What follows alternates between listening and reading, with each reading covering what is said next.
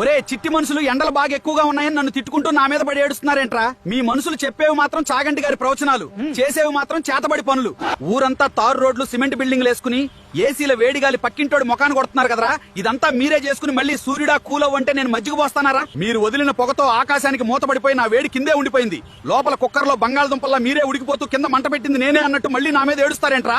అసలు ఎండ మీద పడకుండా కాపాడేది చెట్లు. సెంటర్ లో ఉన్న మర్రి చెట్లు, రోడ్డు పక్కన వేప చెట్లు అన్ని నరికేసి అద్దాల మేడలు కట్టారు. ఊరంతా అద్దాల మేడలు కడితే గుండు గోలీ సోడాల పొగలు కక్కకుండా ఇంకేమవు. మీ అందరికి ఒక మైండ్ దొబ్బే నిజం చెప్పనా? మీరు తెచ్చుకున్న ఈ ఎండలతో ఏసీలు, ఫ్రిడ్జ్ల కంపెనీలు వాళ్ళు 20,000 కోట్లు, ఐస్ క్రీమ్లు, కూల్ డ్రింక్స్ వాళ్ళు 25,000 కోట్లు దండుకుంటున్నారు.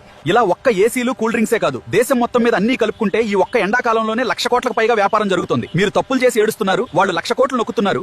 అయినా నాకు ఒకటి అర్థం కాదురా చిట్టి మనుషులు. ప్రకృతిని నాశనం చేసి మీరు చేసే తప్పుల్ని క్యాష్ చేసుకుని ఇంకోటి బిజినెస్ పేరుతో మీ జేబులు కొల్లగొడుతున్నాడు. 10 రూపాయల మొక్కకి కక్కుర్తిపడి ఏసీలకి, కరెంటు బిల్లులకి వేలు తగలేస్తున్నారు. ఫ్రీగా వచ్చే గాలిని వదిలేసి ఈఎంఐ కట్టే మీ లాజిక్ తగలయ్యా. తరువాత నన్ను తిట్టడం ఎందుకురా? సరే మరి నాకు టైం అయింది. పక్క దేశాల వాళ్ళని కూడా ఉడకబెట్టాలి. ఆ 10 రూపాయల మొక్క నాటండి. వెళ్లే ముందు లైక్ కొట్టి షేర్ చేయండి. మన ఏఐ టాక్స్ కంటెంట్ లో దమ్ముంటేనే ఫాలో కొట్టండి.